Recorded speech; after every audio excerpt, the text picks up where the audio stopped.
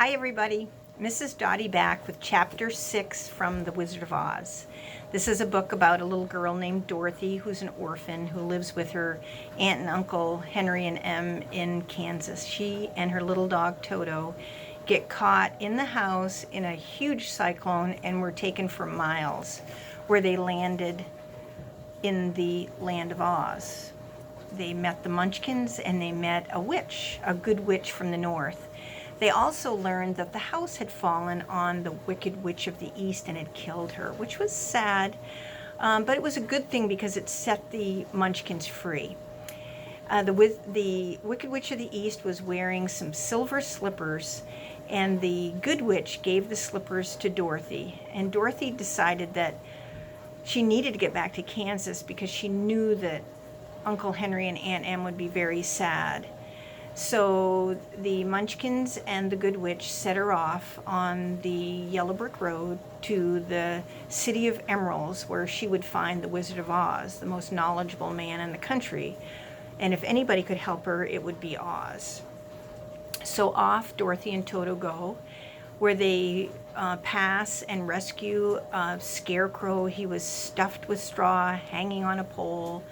So she got him down and learned that he didn't have any brains, so he wanted to know if he could go to see Oz too to get some brains.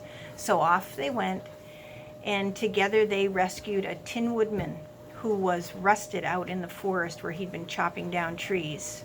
So they oiled him up, and the three friends and Toto head off to the Emerald City. In the Emerald City, the Tin Woodman doesn't feel he has a heart. He's made of tin, so he's going to ask for a heart. And so together, we're going to enter chapter 6, The Cowardly Lion. So I wonder if maybe today they're going to find another friend. Let's find out. All this time, Dorothy and her companions had been walking through the thick woods. The road was still paved with yellow bricks, but these were much covered by dried branches and dead leaves from the trees, and the walking was not good at all. There were few birds in this part of the forest, for birds love the open country where there is plenty of sunshine. But now and then there came a deep growl from some wild animal hidden among the trees. These sounds made the little girl's heart beat fast, for she did not know what to make of them, but Toto knew. And he walked close to Dorothy's side and didn't even bark in return. "How long will it be," the child asked the Tin Woodman, "before we are out of the forest?" "I cannot tell," was the answer, "for I have never been to the Emerald City, but my father went there once when I was a boy, and he said it was a long journey through a dangerous country. Although nearer to the city where Oz dwells, the country is beautiful, and I am not afraid so long as I have my oil can, and nothing can hurt the scarecrow, while you bear upon your forehead the mark of the Good Witch's kiss, and that will protect you from harm." Remember when the Good Witch set her off on the yellow brick road, she gave her a kiss on her forehead and said that that was magic and it would bring her luck and take care of her. "But Toto," said the girl anxiously, "what will protect him?" "We must protect him ourselves if he is in danger," replied the Tin Woodman. Just as he spoke, there came from the forest a terrible roar, and the next moment a great lion bounded into the road. With one blow of his paw, he sent the scarecrow spinning over and over to the edge of the road, and then he struck at the Tin Woodman with his sharp claws.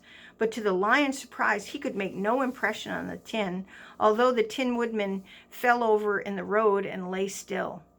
Little Toto, now that he had an enemy to face, ran barking towards the lion, and the great beast then opened his mouth to bite the dog, when Dorothy, fearing Toto would be killed, and heedless of danger, rushed forward and slapped the lion upon the nose as hard as she could, while she cried out, "Don't you dare bite Toto! You ought to be ashamed of yourself, a big beast like you to bite a poor little dog." "I didn't bite him," said the lion as he rubbed his nose with his paw where Dorothy had hit him. "No, but you tried to," she retorted. "You are nothing but a big coward." "I know," said the lion, hanging his head in shame. "I've always known it, but how can I help it?" "I don't know, I'm sure. To think of striking a stuffed man like the poor scarecrow." Is he stuffed? Asked the lion, as he watched her pick up the scarecrow and set him upon his feet while she patted him into shape again. Of course he's stuffed, replied Dorothy, who was still angry. That's why he went over so easily, remarked the lion. It astonished me to see him whirl around. Is the other one stuffed too? No, Dorothy said. He's made of tin, and she helped the woodman up again. That's why he nearly blunted my claws, said the lion. When they scratched against the tin, it made a cold shiver run down my back. What is that little animal you are so tender of? He's my dog, Toto, answered Dorothy. Is he made of tin or stuffed? asked the lion. Neither. He's a meat dog, said the little girl. Oh, he's a curious animal and seems remarkably small now that I look at him. No one would think of biting such a little thing except a coward like me, continued the lion sadly. What makes you a coward? Asked Dorothy, looking at the great beast in wonder, for he was as big as a small horse.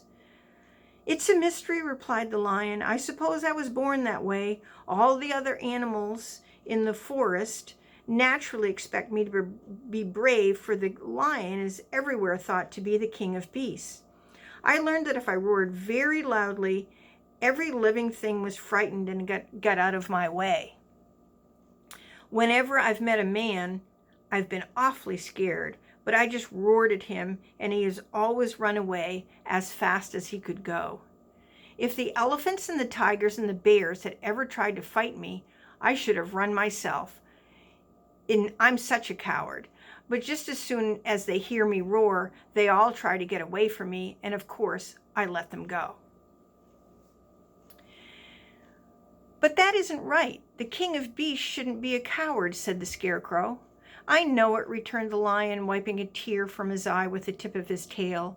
It is my great sorrow and makes my life very unhappy. But whenever there is danger, my heart begins to beat fast. Perhaps you have heart disease, said the Tin Woodman. It may be, said the lion. If you have, continued the Tin Woodman, you ought to be glad, for it proves you have a heart. For my part, I have no heart, so I cannot have heart disease. Perhaps, said the lion thoughtfully, if I had no heart, I should not be a coward. Have you brains? Asked the scarecrow. I suppose so. I've never looked to see, replied the lion. I'm going to the Great Oz to ask him to give me some, remarked the scarecrow, for my head is stuffed with straw. And I'm going to ask him to give me a heart, said the woodman. And I'm going to ask him to send Toto and me back to Kansas, added Dorothy. Do you think Oz would give me courage? Asked the cowardly lion. Just as easily as he could give me brains, said the scarecrow. Or give me a heart, said the Tin Woodman. Or send me back to Kansas, said Dorothy. Then if you don't mind, I'll go with you, said the lion, for my life is simply unbearable without a bit of courage. You will be very welcomed, answered Dorothy, for you will help to keep away the other wild beasts. It seems to me they must be more cowardly than you are if they allow you to scare them so easily. They really are, said the lion, but that doesn't make me any braver, and as long as I know myself to be a coward, I shall be unhappy. So once more the little company set off upon their journey, the lion walking with stately strides at Dorothy's side. Toto did not approve of this new friend at first, for he could not forget how nearly he had been crushed between the lion's great jaws. But after a time he became more at ease, and presently Toto and the cowardly lion had grown to be good friends. During the rest of the day there was no other adventure to mar the peace of their journey. Once, indeed, the Tin Woodman stepped upon a beetle that was crawling along the road and killed the poor little thing. This made the Tin Woodman very unhappy, for he was always careful not to hurt any living creature, and as he walked along, he wept several tears of sorrow and regret. These tears ran slowly down his face and over the hinges of his jaw, and there they rusted. When Dorothy asked him a question, the Tin Woodman could not open his mouth, for his jaws were tightly rusted together.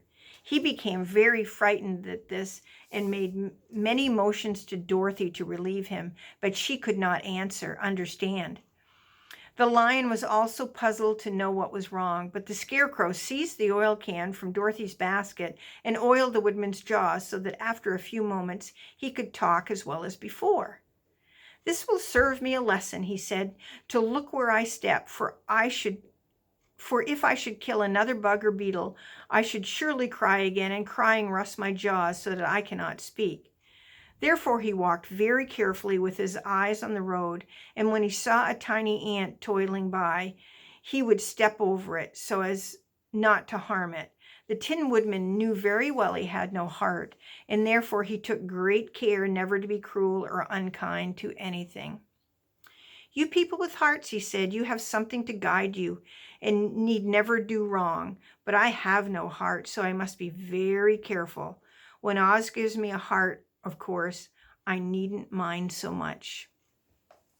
And that's the end of chapter 6. And that's interesting. The Tin Man doesn't believe that he has a heart, but yes, he's so caring of the little bugs and creatures.